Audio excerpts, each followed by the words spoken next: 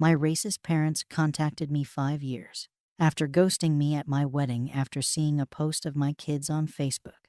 TLDR. I'm married to my former boss.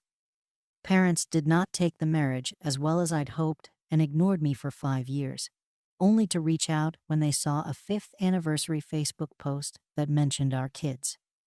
Do I let them back in, or do I ignore them? My husband, 30 years old, used to be my boss. About 9 years ago, I started working as his assistant. We spent about 2.5 years ignoring our mutual attraction until we gave in. We then went to HR, who reassigned me, and the whole thing was strictly above board from the time we began dating. I got pregnant about a year later, and my husband and I decided to just get married. While we'd only really been dating for about 1.5 years, we knew each other completely, loved each other, lived together, and there was a baby on the way. We knew how it would look. But I had to leave the company anyway due to problems with my new boss. So we didn't anticipate this causing any issues, except with my parents. They 62M57F have always been overprotective. So I knew they wouldn't like me dating my boss and hadn't told them. But I had to tell them if I wanted them at my wedding. We decided to be mostly honest with them about how it was strictly professional until it wasn't, how the second it got unprofessional, we went to HR, and how he had never taken advantage of me. But now we wanted to get married, and we wanted them there. We did not mention the baby because I felt that giving them that information in addition to the rest all at once would just break them. I was only about 4 months along when the wedding happened, so the bump was easily hidden by a flowy dress. The wedding itself went off without a hitch, and apart from my mother pulling me into the bathroom shortly before the ceremony to ask if I was sure about this, which I said I was, my parents seemed to take it well. The ceremony and reception were at 2 different venues, and we had to travel from one to the other, and my parents never arrived at the reception. I called them and got ignored, and then my brother called them, and they told him that they were going home. I don't remember the exact reason they gave, but it amounted to them being tired and uncomfortable.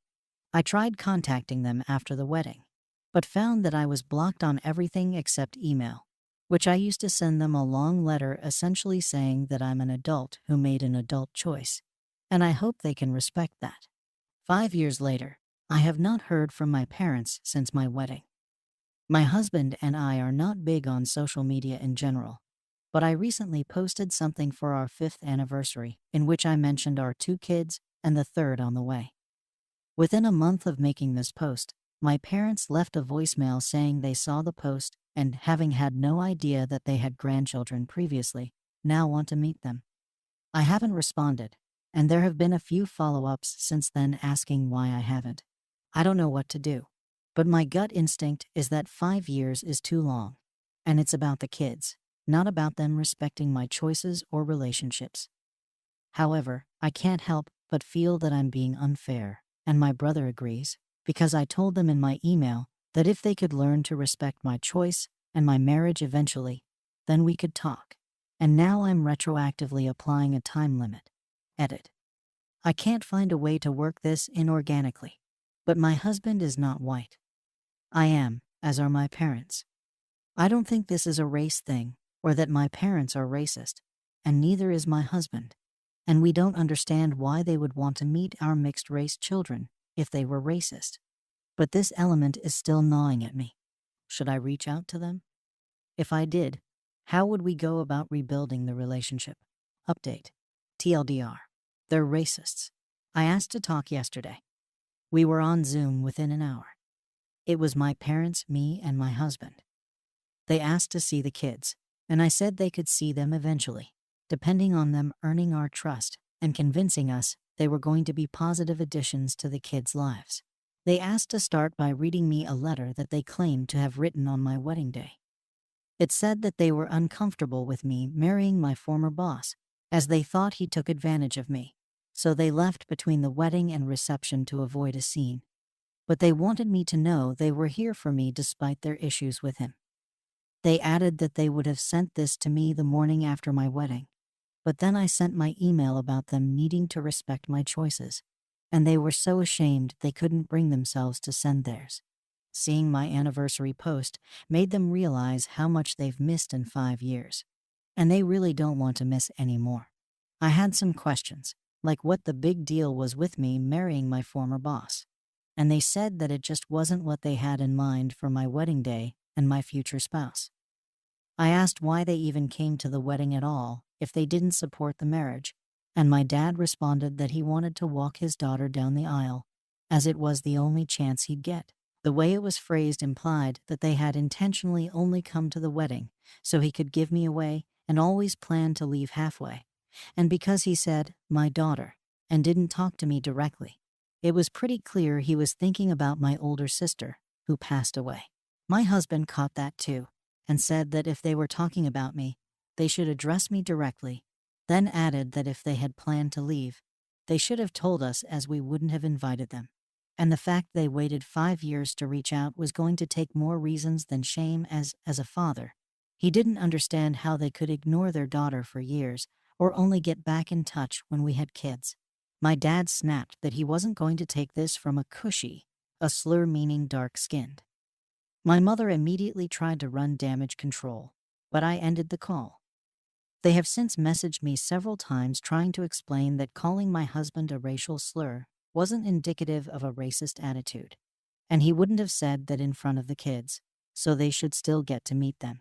I've spent 5 years wondering how they were so offended by me marrying my boss that it earned no contact for half a decade. It turns out they're just racist. It's almost nice to find out.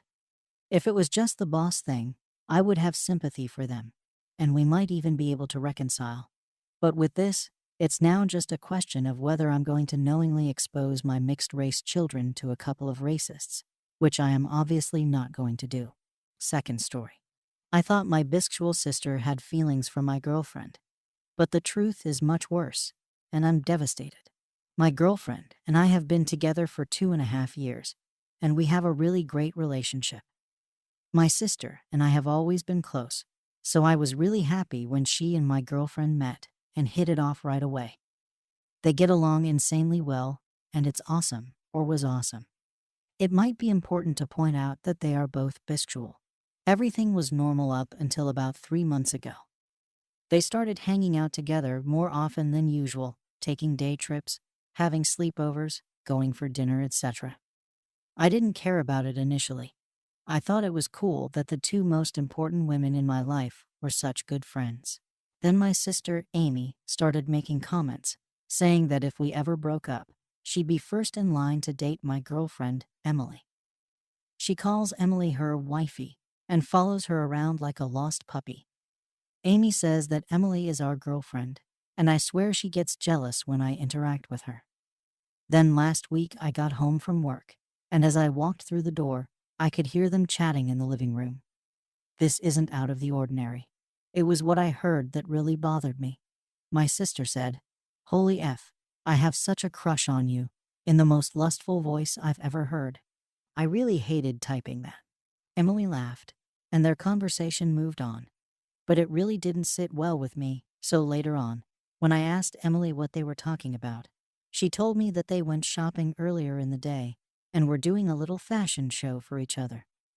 She said that those kinds of comments are normal between girlfriends, and there's nothing to worry about. It made sense to me, and I trust Emily.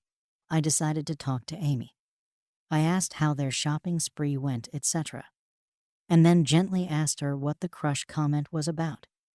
She got very defensive and accused me of being jealous of her relationship with Emily, then told me to grow the F up. I'm not worried about Emily doing anything behind my back to betray me, and I never have.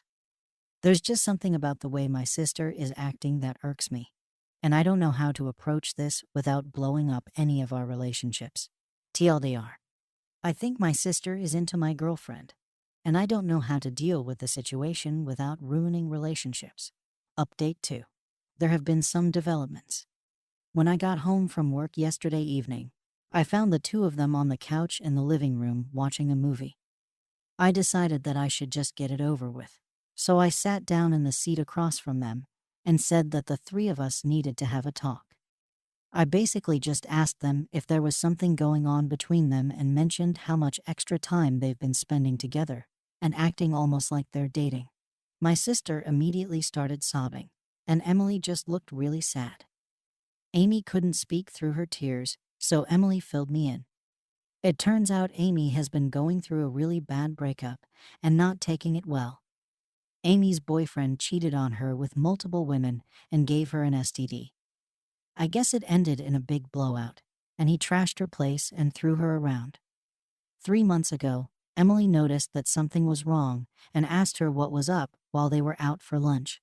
Amy couldn't hold back and spilled all that happened to Emily, then begged her not to tell me anything until she decided what she wanted to do. Emily started staying over at her place for a few reasons, helping her fix up her home, providing support, etc. Then Amy found out that she was pregnant with this arsehole's baby, and her mental health plummeted.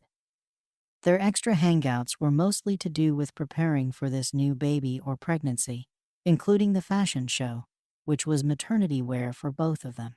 What I was perceiving as jealousy from Amy was actually a longing for or envy of the solid relationship that Emily and I have, not an actual crush on Emily. The crush comment and wifey nickname were literally just girly comments in their words.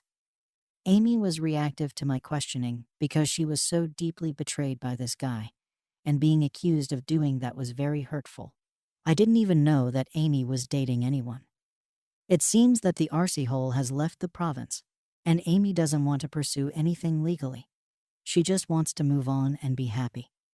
They are 6 weeks apart, and we're planning on telling me about the matching pregnancies this coming weekend. So in short, Amy and Emily are best friends. I'm going to be an uncle and then a father, and I get the Brother of the Year award for not noticing that anything was going on with her.